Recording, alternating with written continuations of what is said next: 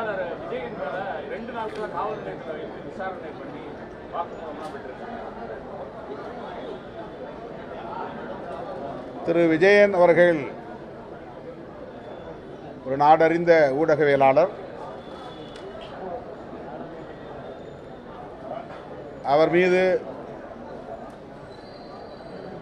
சந்தேகப்பட்டு விசாரணை என்கிற பெயரால் நள்ளிரவு வேளைகளில் இழுத்தடித்து அலைக்கழித்திருக்கிறார்கள்.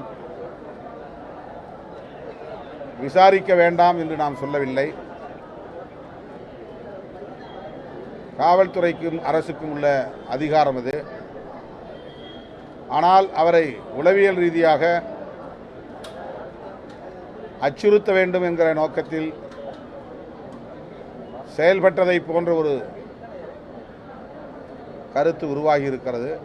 அந்த நடைமுறை எவ்வாறு இருக்கிறது? இந்த போக்கு ஜனநாயகத்திற்கு உகந்ததல்ல.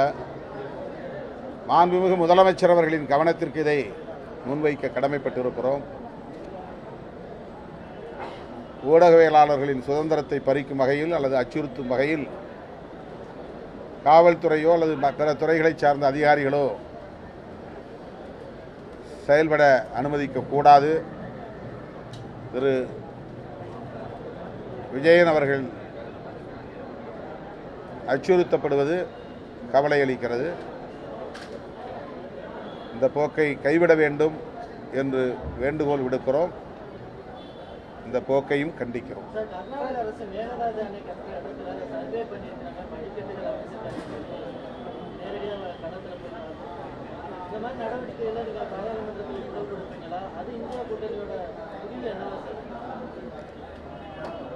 இந்தியா கூட்டணியில் எப்படி முடிவெடுப்பார்கள் என்று எனக்கு தெரியவில்லை. ஆனால் இந்தியா கூட்டணி கூட்டம் நடைபெற்றால் இந்த பிரச்சனையை விடுதலை சிறுத்தைகள் கட்சியின் சார்பில் நாங்கள் கொண்டு செல்வோம். நாடாளுமன்றத்திலும் எங்கள் குரல் ஒலிக்கும்.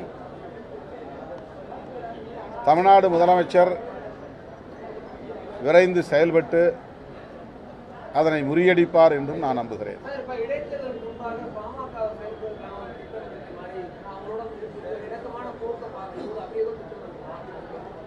திட்டம் இருக்குமா இல்லையான்னு அவங்க தான் சொல்லணும். என்கிட்ட கேட்டால் எப்படி?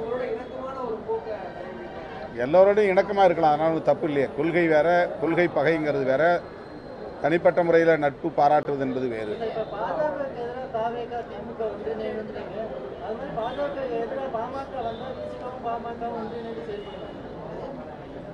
பாமகவின் கடந்த கால நடவடிக்கைகள் பாஜகவை ஒட்டியே இருந்ததனால்தான் நாங்கள் அப்படி ஒரு நிலைப்பாட்டை எடுக்க நேர்ந்தது. நீங்கள் யூகமான ஒரு கேள்வியை எழுப்புகிறீர்கள். அந்த யூகமான கேள்விக்கு நானும் யூகமாக ஒரு பதிலை சொல்ல முடியாது. எங்கள் நிலைப்பாட்டில் நாங்கள் உறுதியாக இருக்கிறோம். சாதிய மதவாத அரசியலை உயர்த்தி பிடிக்கிற கட்சிகளோடு தேர்தலுக்காகவும் கூட நாங்கள் கூட்டணி உறவை வைத்துக் கொள்ள மாட்டோம் என்பதில் இன்றைக்கும் உறுதியாக இருக்கிறோம்.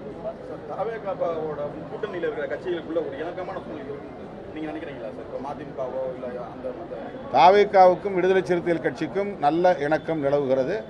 எங்களுக்கு இடையில் எந்த இடைவெளியும் இல்லை.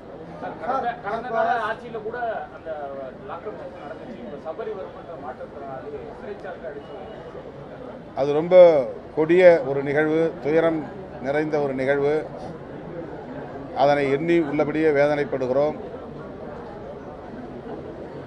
அந்த வழக்கை சிபிஐ விசாரிக்க வேண்டும் என்று அந்த குடும்பத்தை, சபரியுடைய குடும்பத்தை சார்ந்தவர்கள் கோரிக்கை எழுப்புகிறார்கள்.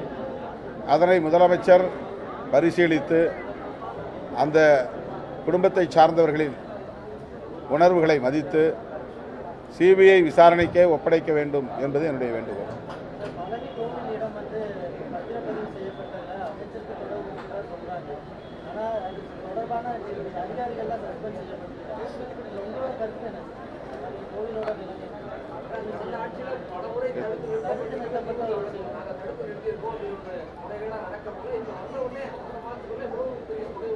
அதுக்கு அமைச்சர் சில விளக்கங்களை தந்திருக்கிறார். அதில் சம்பந்தப்பட்டவர் மீது நாங்கள் கடுமையாக நடவடிக்கை எடுப்போம் என்று சொல்லியிருக்கிறார். இது முதலமைச்சருடைய கவனத்திற்கும் சென்றிருக்கும் என்று நான் நம்புகிறேன். முதலமைச்சர் இதில் கவனம் செலுத்த வேண்டும்.